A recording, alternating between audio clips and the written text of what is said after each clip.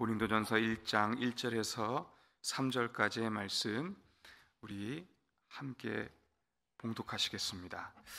하나님의 뜻을 따라 그리스도 예수의 사도로 부르심을 받은 바울과 형제 소스데네는 고린도에 있는 하나님의 교회 곧 그리스도 예수 안에서 거룩하여지고 성도라 부르심을 받은 자들과 또 각 처에서 우리의 주 곧 그들과 우리의 주 되신 예수 그리스도의 이름을 부르는 모든 자들에게 하나님 우리 아버지와 주 예수 그리스도로부터 은혜와 평강이 있기를 원하노라.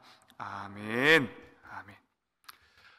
오늘 이 새벽에 나온 우리 모든 성도님들에게 성령께서 오늘도 갈 수 있는 새 힘과 능력을 공급해 주시기를 주의 이름으로 축원을 드립니다. 어제에 이어서 오늘 본문 말씀을 한 번 더 나누고자 합니다.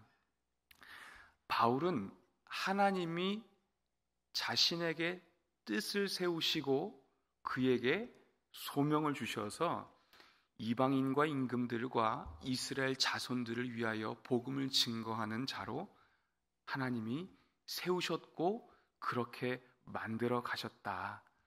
그래서 각 교회, 각 지역에 그의 모든 삶을 들여서 하나님의 복음을 힘있게 증거하다가 하나님의 부름을 받았다라는 사실을 어제 잠시 나누었습니다.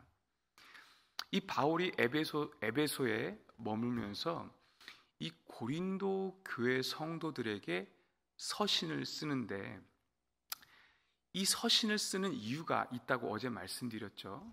그것은 이 교회가 가지고 있는 여러 가지 문제들 때문이었습니다.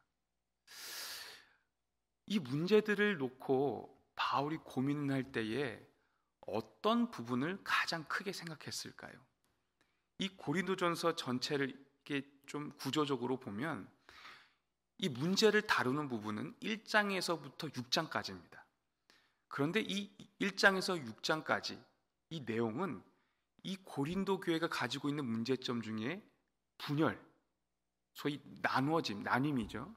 그리고 음행, 그리고 성도 간의 법정 소송 이 부분에 대해서 바울은 심도 있게 다루는데 그 중에 4장, 그러니까 6장 중에 약 60%를 할애해서 언급하는 내용은 바로 교회의 분열에 관한 내용입니다. 그러니까 바울이 어쨌든 이 고린도 교회가 직면한 여러 가지 문제를 염두하고 이 서신을 쓰면서 오늘 뭐라고 2절에 말씀을 하고 있는지 한번 보시겠습니까? 하나님의 교회라고 문안인사 서두에 그렇게 표현하고 있습니다. 그 고린도 교회 성도들을 대상으로 해서 어떤 문제점을 가지고 바울이 서신을 쓰는 그 문안인사 서두에 그들을 하나님의 교회, 그리고 또 한 표현으로는 거룩하여지고 성도라 부름받은 너희, 그죠? 거룩하여 성도로 부름받은 너희. 또 한 가지는 나나 너희나 그리스도를 주라 부르는 자들. 이렇게 부르고 있는 거예요. 그러니까 이 서신을 받는 고린도 교회를 생각할 때 우리는 그 교회를 건물이 아닌 예수 그리스도를 믿는, 그리고 그 믿음으로 예수와 연합된 공동체에 대하여 바울이 서신을 쓰고 있다라는 사실을 우리가 생각을 해볼 수 있습니다. 그러면 바울은 서두에 문안인사에서 그들을 하나님의 교회라고 표현하고 있는데 이게 너무나도 중요한 표현입니다. 이 부분을 오늘 이 아침에 두 부분으로 한번 나누어서 좀 생각해 보려고 합니다. 첫 번째, 하나님의 교회는 도대체 무슨 의미로 표현되고 있느냐? 그것은 하나님이 교회의 주인이 되신다라는 표현입니다. 너무나도 중요해요. 우린 당연한 거죠. 그런데 이렇게 표현하고 있는 이유가 있습니다. 제가 서두에 말씀드렸듯이 이 고린도 교회는 분열의 문제가 있어요.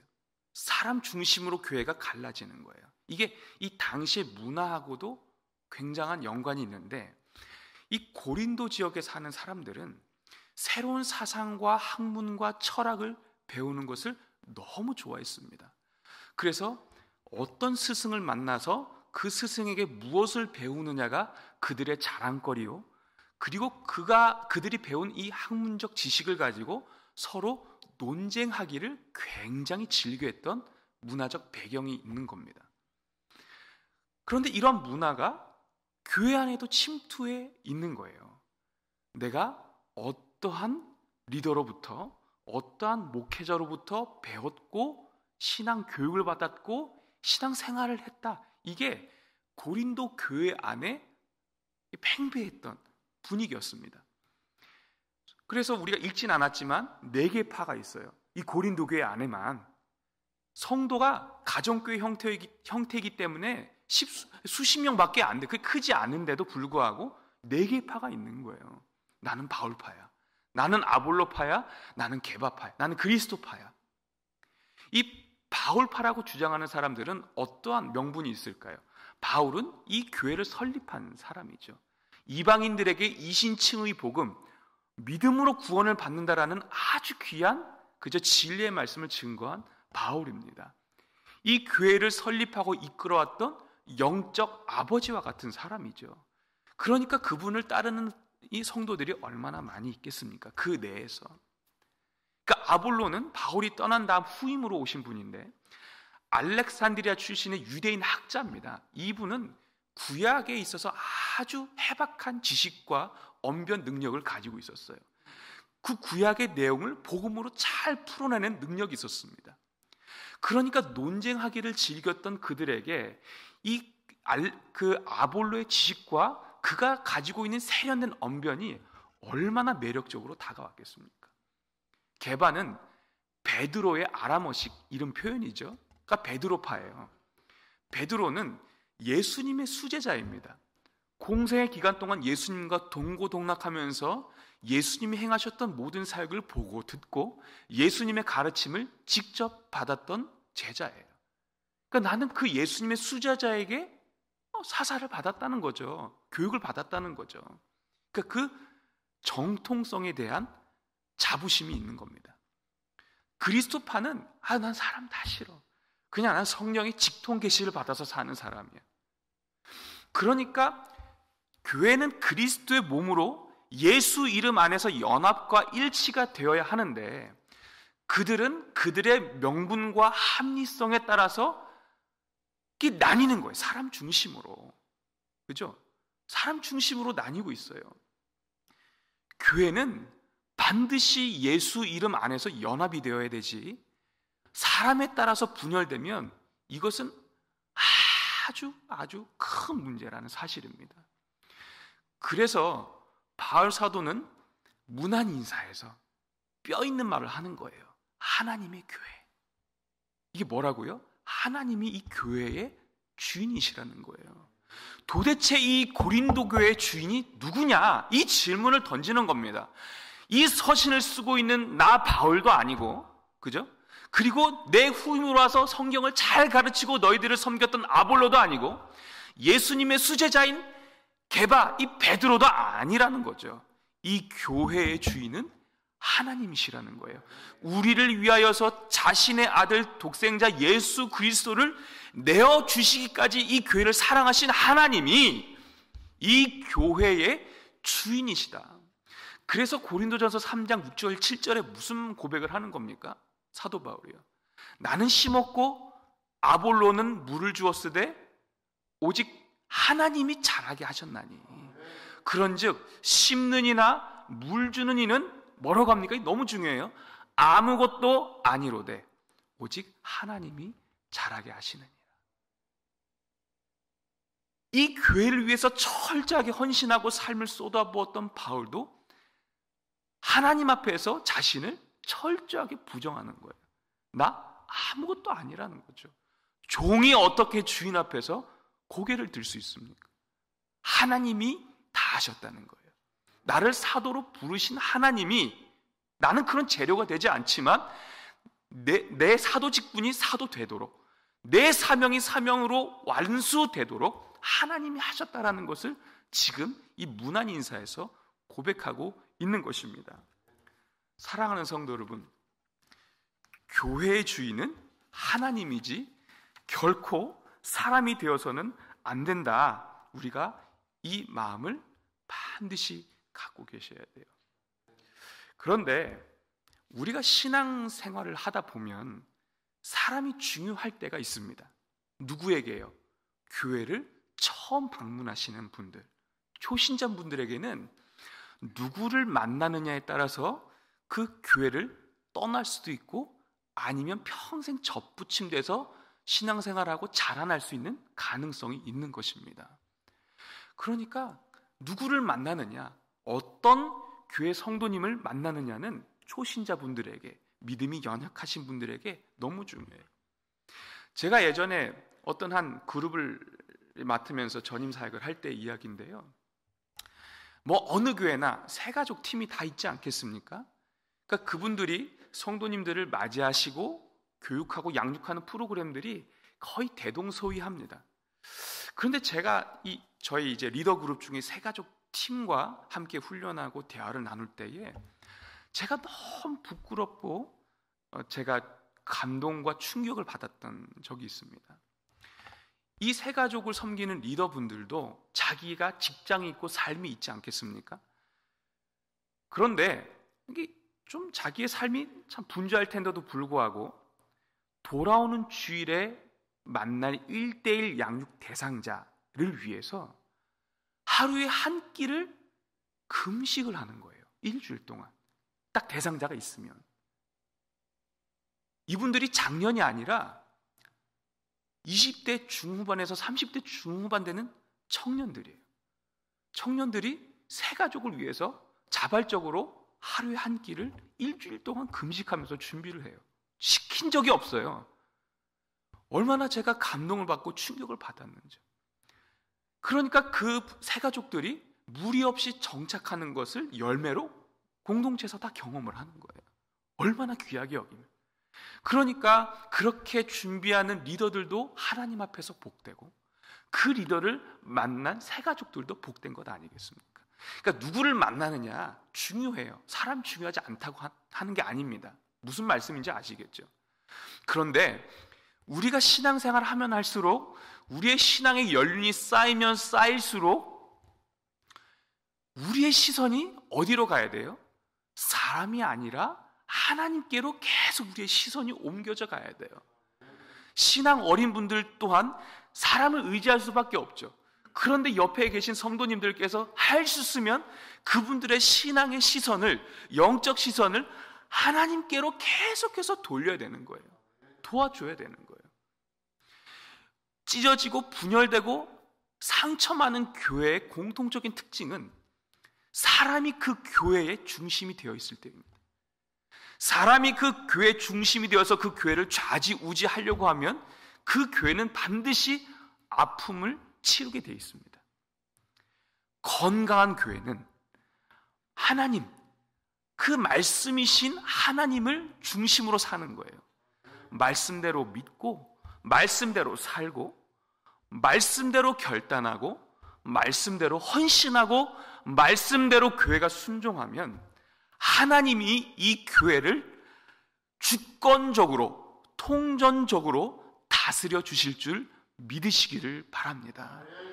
사람 중심이 아니라 하나님 자체이신 그 말씀 중심으로 살아가셔서 우리 후손들 또 우리 다음 세대들에게 이 아름다운 교회를 유산으로 물려주실 수 있는 저와 우리 모든 성도님들이 되시기를 주님의 이름으로 축원을 드립니다. 두 번째는 하나님이 이 교회의 주인이시다. 무슨 말일까요?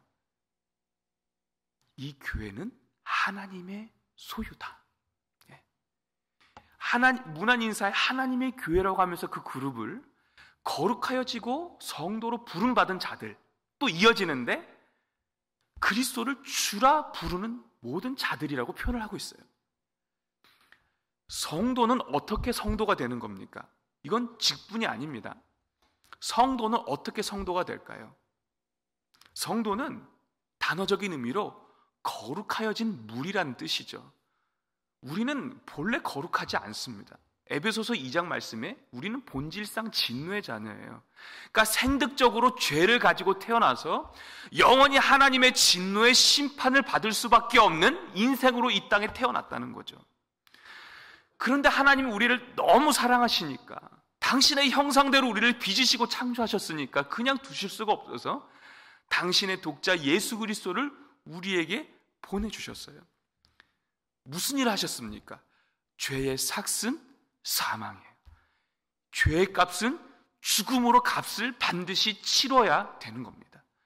그런데 예수 그리스도께서 우리의 죄를 위하여 당신이 완전한 제물 희생양 되셔서 십자가에 달려 죽으심으로 우리의 죄의 값을 다 완벽하게 지불하셨어요. 하나님의 공의를 완전히 만족시키셨습니다. 하나님은 그 피값으로 우리를 사셨다는 거예요. 이게 교회를 이해할 때 굉장히 중요한 부분입니다.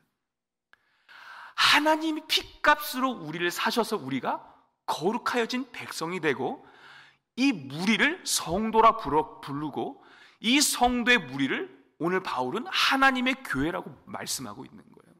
피값으로 사신 교회. 그러니까 고린도 교회가 아무리 문제가 있다 할지라도 이 교회가 하나님께 가치가 있을까요? 없을까요? 있죠. 왜요? 예수 그리스도 피값으로 사신 교회이기 때문에 그것만으로도 이 교회가 가치가 있는 거예요. 얼마나 많은 문제가 있었습니까? 유흥과 환락의 도시에 이 교회가 설립이 됐어요.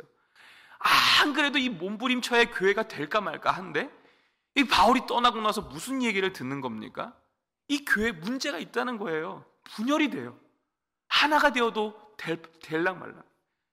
분열이 되고 음행에 문제가 있고 서로 소송하기까지 하는, 얼마나 많은 아픔이 있는 교회입니까? 기껏해야 성도가 수십 명밖에 모이지 않는 작은 교회. 오늘날 그 누가 이런 교회를 가고 싶어 하겠습니까? 다 뒷전으로 밀어놓는 거죠. 그런데 하나님은 그 교회에 사도를 보내시고, 사도를 통해서 어떤 메시지를 주고 계시느냐? 이 교회는 내 아들 예수 그리스도의 피값으로 사신 아주 귀한 교회라고 주님이 말씀하고 계시는 거예요. 그러니까 우리는 교회를 바라보는 시각 자체를 한번 점검을 하셔야 되지 않겠습니까? 세상은 교회를 정할 때 뭘 볼까요? 당연히 담임 목사님의 설교를 보겠죠. 뭘 볼까요? 그 교회에 주차장이 있냐 없냐를 보겠죠.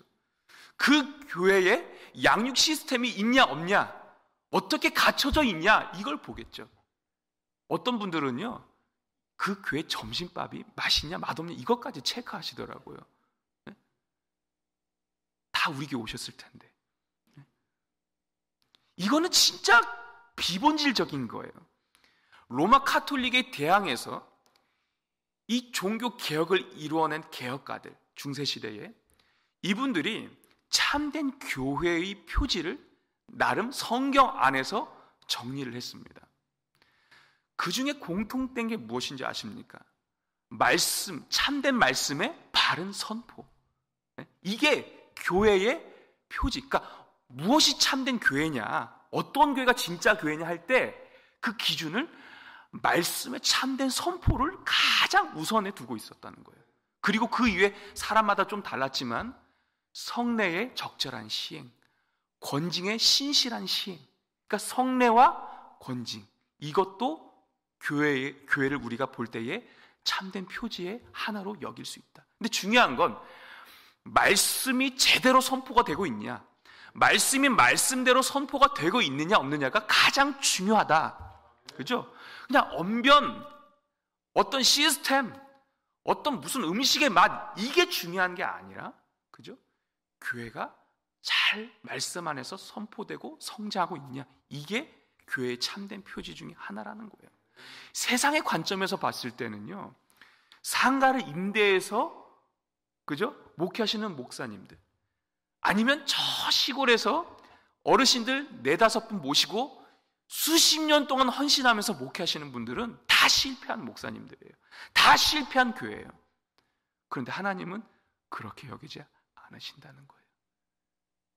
예수 이단이 아니고서는 예수 그리스도로 핏값으로 사신 교회는 하나님 앞에서 다 귀한 거예요. 어떤 문제가 있든지 하나님은 그 교회가 온전하게 회복되기를 바라시지, 그 문제를 가지고 비판하고 정죄하고 부정하면서 교회가 분열되는 것을 원하지 않으신다는 겁니다. 이 땅에 완벽한 지상교회는 없습니다.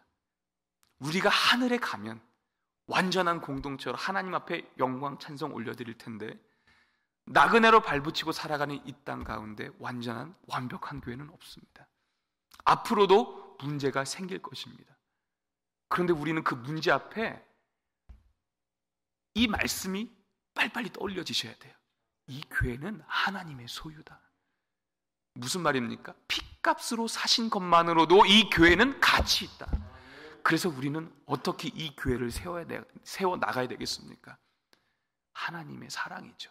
너무나도 추상적이십니까? 고린도전서 13장에는 사랑은 오래 참고부터 시작을 하죠. 한번 집에 가서 묵상을 가만히 해보세요.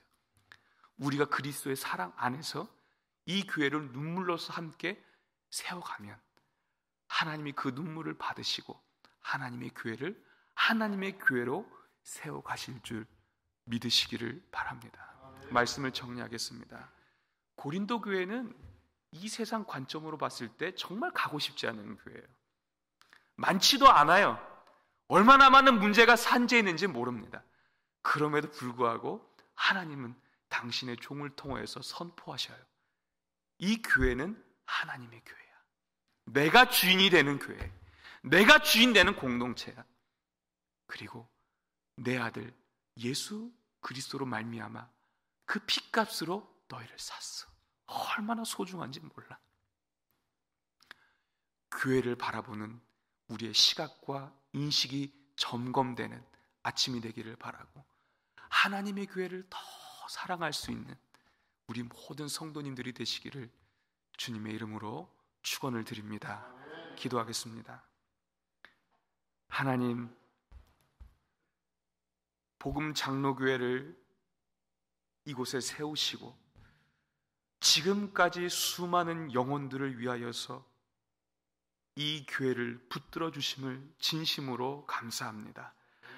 앞으로도 사람이 중심되어 좌지우지하는 교회가 되지 않게 하시고 하나님이 중심 되셔서 우리 모든 성도가 선포되는 그 말씀을 믿고 말씀을 따라 살고 말씀 안에서 헌신하고 말씀으로 순종하는 성숙한 성도님들 다 되실 수 있도록 하나님이 은혜를 더하여 주시고 우리 후손들에게도 이 귀한 교회를 유산으로 물려줄 수 있는 복을 우리 모두에게 허락해 주시기를 간절히 소망합니다.